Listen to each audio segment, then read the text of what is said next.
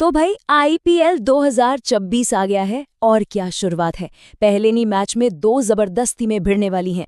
तो चलिए फटाफट से रॉयल चैलेंजर्स बैंगलोर और सनराइजर्स हैदराबाद के बीच होने वाले इस महामुकाबले को पूरी तरह से डीकोड करते हैं।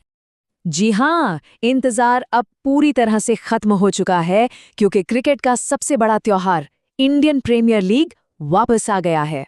और शुरुआत भी हो रही है एक ऐसे धमाकेदार मैच से जो आप कह सकते हैं पूरे टूर्नामेंट का मूड सेट कर देगा। तो भाई पहले मैच में कौन है आमने सामने? ये मुकाबला है रॉयल चैलेंजर्स बेंगलोर और सनराइजर्स हैदराबाद के बीच। इन दोनों की टक्कर हमेशा से ही जबरदस्त और रोमांचक रही है। ठीक है, तो इससे पहले कि हम टीमों की गहराई में जाएं, उनकी ताकत और कमजोरियों को समझें, चलिए एक नजर डालते हैं इस बड़े मैच की सारी जरूरी डिटेल्स पर। तो मैच कहाँ हो रहा है? ये हो रहा है बैंगलोर के एम चिन्नास्वामी स्टेडियम में। अब ये ग्राउंड तो अपनी छोटी बाउंड्री और हाई स्कोरिंग मैचों के लिए मशहूर है। मतलब बिल्कुल साफ है। शाम 7:30 बजे तैयार रहिए क्योंकि चौको छक्कों की बरसात देखने को मिल सकती है, इसमें कोई शक नहीं। इन दोनों टीमों की लड़ाई पता है हमेशा से ही बिल्कुल कांटे की रही है।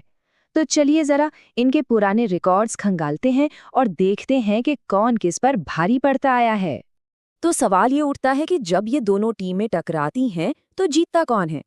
पिछले 25 मैचों के जो आंकड़े हैं ना, वो एक बड़ी ही दिलचस्प कहानी सुनाते हैं। तो ये देखिए मुकाबला कितना करीबी रहा है। सनराइजर्स हैदराबाद को 13-11 की मतलब बहुत ही मामूली सी बढ़त हासिल है। और ये क्या दिखाता है? यही कि जब ये दोनों टीमें मैदान में उतरती हैं तो भाई कुछ भी हो सकता है। और सुनिए, ये सिर्फ आंकड़े नहीं है, ये एक साइकोलॉजिकल एज भी है, एक मनोवैज्ञानिक बढ़त। चलिए ठीक है, आंकड़े तो एक तरफ, लेकिन असली सवाल तो ये है कि इस मैच में कौन से 11 खिलाड़ी मैदान पर उतरने वाले हैं। आइए अब दोनों टीमों की जो संभावित प्लेइंग 11 है उस पर एक नजर डालते हैं। तो सबसे पहले बात करते हैं रॉयल चैलेंजर्स बैंगलोर की। देखिए, टीम के लिए एक बड़ा झटका ये है कि उनके मेन पेसर जोश हेजलवुड ये मैच नहीं खेल रहे हैं। इसका सीधा मतलब है कि बाकी गेंदबाजों पर दबाव बहुत ज्यादा होने वाला है। रजत पाटीदार टीम को लीड कर रहे हैं और आरसीबी की बैटिंग लाइनअप देखें तो विराट कोहली और फिल सॉल्ट के साथ ऑन पेपर तो बहुत मजबूत दिख रही है। फिर मिडिल ऑर्डर में टिम डेविड और जितेश शर्मा हैं जो फायर पावर लाते हैं। लेकिन सबसे बड़ा सवाल ये है कि क्या भुवनेश्वर और जैकब डफी की गेंदबाजी सनराइजर्स के पावर पैक बल्लेबाजों को रोक पाएगी? यहाँ पर इम्पैक्ट प्लेयर के तौर पर सुयश शर्मा एक बड़ा स्ट्रेटेजिक मूव हो सकते हैं। टीम उन्हें मैच की सिचुएशन के हिसाब से बिल्कुल इस्तेमाल कर सकती है। अब आते हैं सनराइजर्स हैदराबाद पर। देखिए, इनको भी अपने सबसे बड़े गेंदबाज पैट कमिंस की कमी बहुत खलने वाली है, और ऊपर से मलिंगा की चोट, ये तो उनके बॉलिंग अटैक के लिए एक और बड़ा झटका है। कप्तानी कर रहे हैं ईशान किशन, और सनराइजर्स के पास अभिषेक शर्मा और ट्रेविस हेड के रूप में एक बहुत ही विस्फोटक ओपनिंग जोड़ी है।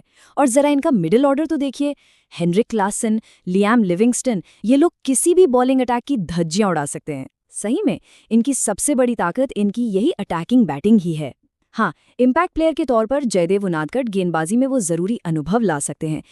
तो ठीक है, दोनों टीमों की ताकत, कमजोरी सब कुछ देखने के बाद अब आते हैं सबसे बड़े सवाल पर। ये बड़ा मुकाबला जीतेगा कौन?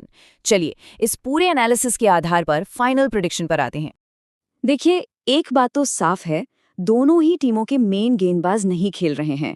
लेकिन सनराइजर्स हैदराबाद की बैटिंग में जो डेप्थ है, जो फायर पावर है, वो उन्हें इस मैच में थोड़ा सा आगे कर देती है। इसीलिए ये एनालिसिस यही कहता है कि ये ओपनिंग मैच सनराइजर्स हैदराबाद के खाते में जाने वाला है। लेकिन रुकिए, ये तो सिर्फ पहला मैच है। आईपीएल एक बहुत लंबा टूर्नामेंट है जहां गेम कभी भी पलट सकता है। तो सोचने वाली बात यह है कि क्या होगा? क्या आरसीबी अपने होम ग्राउंड का फायदा उठाकर जीत जाएगी या फिर एसआरएच सीजन की एक धमाकेदार शुरुआत करेगी? इस पर सबकी अपनी अपनी राय हो सकती है। आखिर क्रिकेट है ही ऐसा खेल।